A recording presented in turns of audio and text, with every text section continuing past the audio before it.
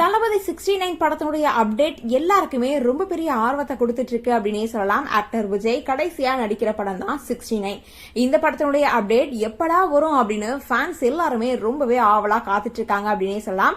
விஜயோட ஆக்டிங்ல உருவாகிற 69வது படத்தை வினோத் தான் டைரக்ட் பண்றாரு. இதுதான் விஜயோட கடைசி படம் அப்படின்றதுனால ஃபேன்ஸோட எதிர்பார்ப்பு ரொம்ப அதிகமா இருக்கு அப்படின்னு தான் சொல்லணும்.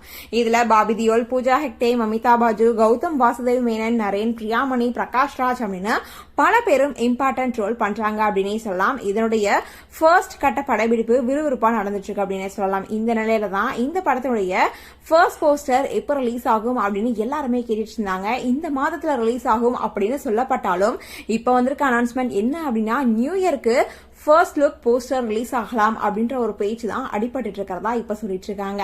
இந்த ஒரு நியூஸ் விஜயோட ஃபேன்ஸ்க்கு மட்டும் இல்லாம இப்போ புதுசா அரசியல் கட்சியை வரை அவர் ஸ்டார்ட் பண்ணிருக்காருல்ல, அந்த தொண்டர்களுக்கும் இது நல்ல ஒரு மகிழ்ச்சியான செய்தியாவே இருந்துட்டு இருக்கு.